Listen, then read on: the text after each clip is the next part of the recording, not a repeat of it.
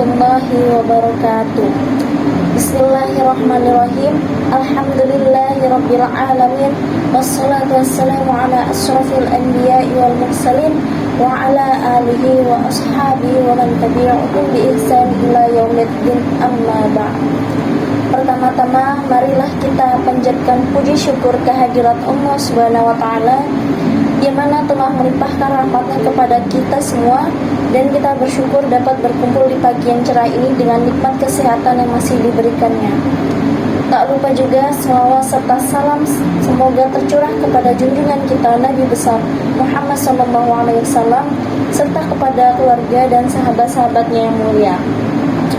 Marilah kita bersama-sama menjelajahi petunjuk hidup yang agung ini dengan tema yang hendak kita bahas pada kesempatan yang berbahagia ini, yaitu dengan berjudul haramnya berdusta.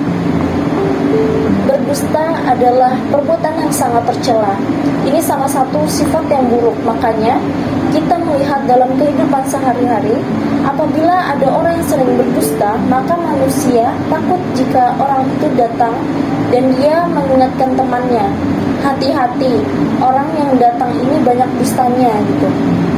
Kemudian perbuatan dusta adalah sifat dari orang-orang munafik, sedangkan kejujuran adalah salah satu sifat yang paling tampak pada seorang mukmin.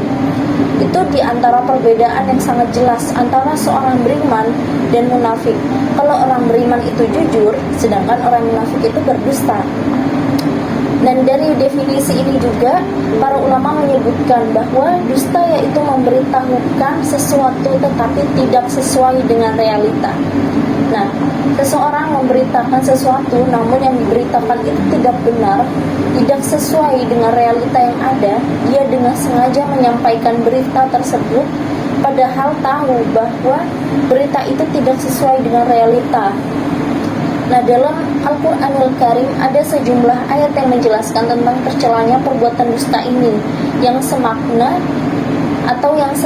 dengan hal-hal tersebut. Nah, salah satu diantaranya ayat yang dibawakan oleh Al-Imam An-Nawawi rahimahullah ta'ala dalam kitab Riyadhus Shalihin dalam bab tentang diharamkannya berdusta. Nah, ini berbunyi yaitu wala tafu ma laysa laka bihi 'ilm innas sam'a wal basara wal fu'ada kullu ulaika kana anhu mas'ula. Dan yang artinya yaitu, dan janganlah kamu berbicara tentang sesuatu yang kamu tidak mempunyai ilmu tentangnya, karena sesungguhnya pendengaran, penglihatan, dan hati masing-masing akan ditanya di hari kiamat kelak. Surah Al-Isra ayat 36. Nah, ini adalah di antara ayat-ayat yang menjelaskan tentang diharamkannya berdusta. Seorang berbicara tanpa ilmu atau seorang yang mengingkari sebuah realita, ini juga termasuk orang yang dusta dan khianat. Kemudian Imam An-Nawawi rahimahullah ta'ala membawakan firman Allah Azza wa Jalla pada surah Qaf ayat 18 yang berbunyi yaitu ma yalfidu min qaulin illa ladaihi raqibun atid, yang artinya tidaklah seorang manusia mengucapkan satu perkataan melainkan padanya ada malaikat-malaikat yang mengawasinya. Ini juga sebagai satu peringatan agar seseorang itu berhati-hati dalam berbicara dan agar seseorang tidak berdusta. Karena dusta ini itu sesuatu yang sangat memalukan gitu, sesuatu kepribadian yang cacat dan aib. Apalagi yang berdusta itu adalah orang yang berilmu. Nauzubillah min dzalik. Nah, saat ini itu juga orang sudah tidak merasa risiko berdusta gitu. Bahkan kedustaan, ketegangan dan kepalsuan itu sudah masuk ke dalam seluruh sendi kehidupan gitu. Mulai dari lingkungan, keluarga, pendidikan, bisnis, hiburan, politik, hingga pemerintahan, semuanya itu tidak lepas dari praktik dusta, kondisi dan kepalsuan. Ada juga yang berdusta untuk kepentingan dunia, untuk mendapatkan harta, tahta, dan wanita. Ada juga yang berdusta untuk mencelakakan saudara karena dendam dan kebencian. Ada juga yang berdusta karena canda, hobi, dan kebiasaan. Akhirnya virus penyakit dusta ini menyebar kemana-mana gitu. Cukuplah kita memahami bahaya besar dari berdusta ini ketika Allah menyebutkannya dalam Al-Quran sebanyak 280 kali seraya memberikan ancaman keras kepada orang yang biasa berdusta sekaligus menafikan keimanannya. Nah, di antara ayat-ayat itu adalah Allah Subhanahu wa taala berfirman di dalam surah Ghafir ayat 28 yang berbunyi, yaitu Innallaha la yahdi man huwa musrifun kadzdzab. Yang artinya Allah tidak memberi petunjuk kepada orang yang boros dan pendusta. Nah, di antara dampak buruk dan bahaya dusta adalah sebagai berikut. Yang pertama, berdusta membuat pelakunya tidak bisa tenang dan selalu merasa gelisah.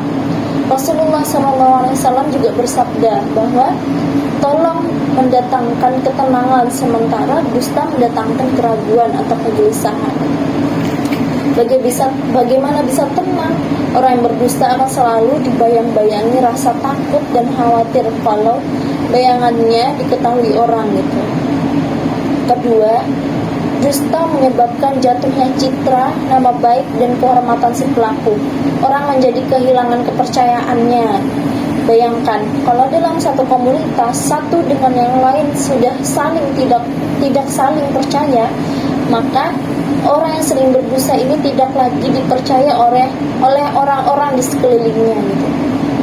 Nah, ketiga, dusta menjadi bagian dari bentuk kemunafikan sehingga mengancam eksistensi iman. Rasulullah SAW juga bersabda bahwa tanda orang munafik itu ada 3.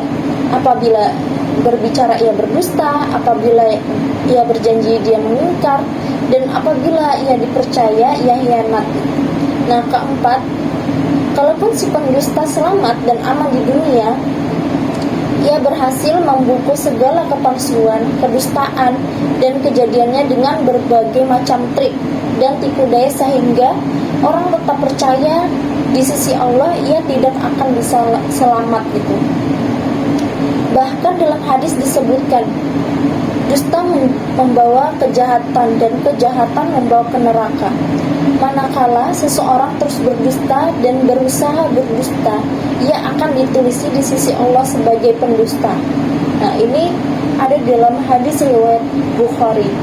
Oleh karena itu, tidak ada jalan lain bahwa hidup tenang, bahagia, terhormat, dan dapat dipercaya dunia akhirat hanya bisa didapat dengan kejujuran.